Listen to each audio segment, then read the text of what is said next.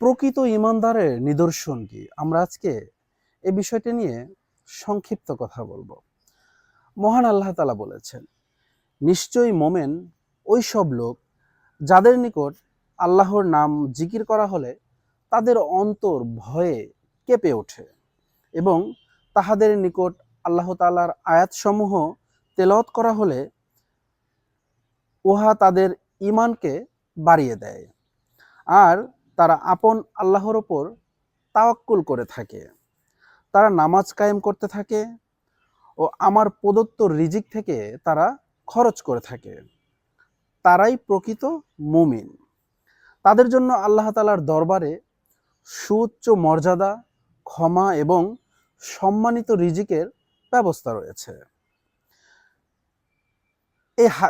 এই আয়াতের প্রসঙ্গে হযরত আবু দারদা রাদিয়াল্লাহু তাআলা আনহু বলেছেন, অন্তর্ভীত সন্ত্রস্ত হওয়া এরূপ যেমন খেজুরের শুকনা পাতায় আগুন লেগে যায়।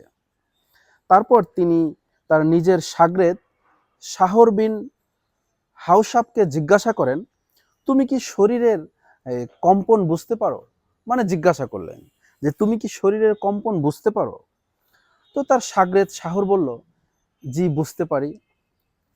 তো তিনি বলেন, সেই সময় দোয়া করবে, তখন দোয়া কবুল হয়।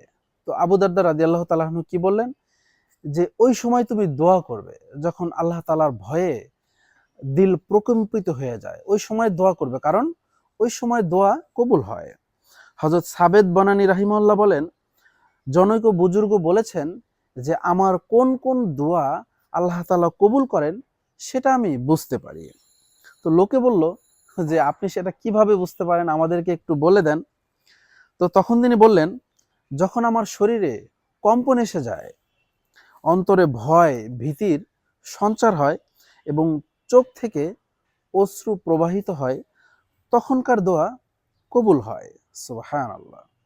তো আসুন আমরা ওই সময়গুলোতে দোয়া করি যখন আল্লাহ তাআলার কথা মনে পড়ে আমার ভয়, মানে আল্লাহ তাআলার ভয়ে দিল কেঁপে ওঠে, নিজের অজান্তেই চোখে জল এসে যায় এবং আল্লাহ তাআলার বরত্বের কথা চিন্তা করে মনের মধ্যে ভয় চলে আসে যে আমাকে তো একদিন আল্লাহ তাআলার সামনে দাঁড়াতে হবে, যেই আল্লাহ তাআলা আসমান জমিন সবকিছু বানিয়েছেন।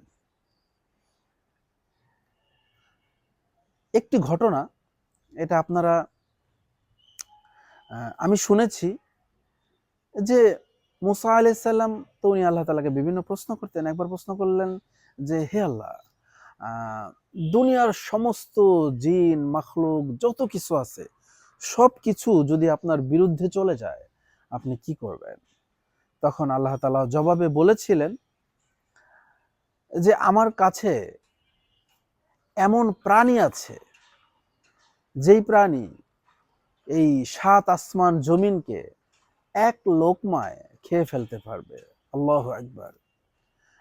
ঘটনাটির সত্যতা আমি জানি না, আপনাদের জানা থাকলে আপনারা কমেন্টে বলবেন।